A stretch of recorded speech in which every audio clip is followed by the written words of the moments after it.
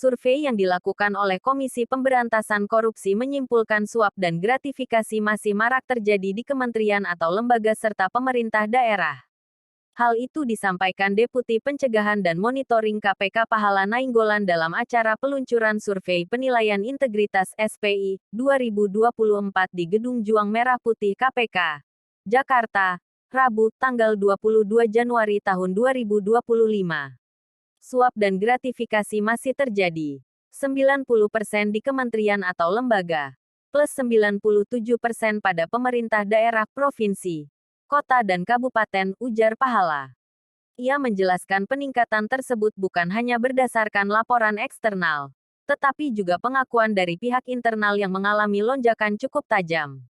Sebanyak 36% responden internal yang telah disurvei mengatakan pernah melihat atau mendengar pegawai menerima pemberian dalam bentuk uang, barang, fasilitas dari pengguna layanan dalam 1 tahun terakhir. Angka ini naik 10% dari tahun sebelumnya. Pegawai internal menyatakan pernah melihat suap dan gratifikasi dari pihak swasta atau masyarakat sebagai pengguna layanan, imbuhnya. Jika dilihat dari hasil survei, tutur Pahala, statistik menunjukkan pengguna layanan pernah memberikan sesuatu kepada petugas tanpa kesepakatan, gratifikasi, dan dengan kesepakatan, suap atau pungutan liar. Persentasenya pun hampir berimbang, yakni 50,05% untuk gratifikasi dan 49,95% dari suap atau pungli.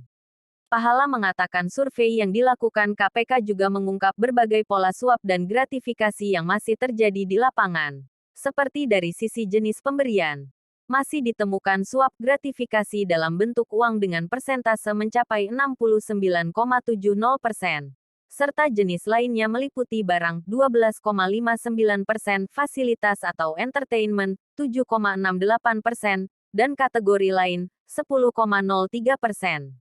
Responden eksternal menyatakan alasan pemberian suap gratifikasi sebagian besar adalah sebagai ungkapan terima kasih dengan persentase tertinggi mencapai 47,21%. Kemudian untuk mendapatkan perlindungan 17,52%, untuk membangun relasi 15,51%, dan karena rasa sungkan atau tidak enak 14,22%.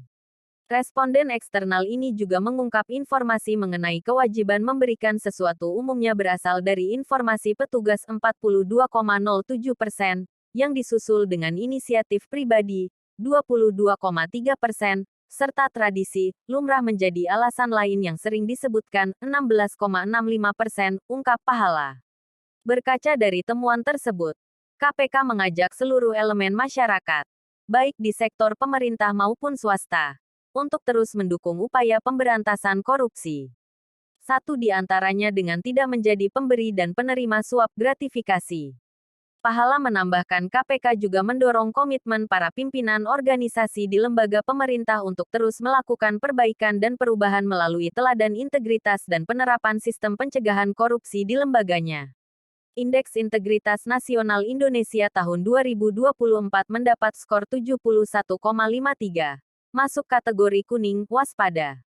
Angka tersebut mengindikasikan situasi yang masih rentan terhadap praktik korupsi.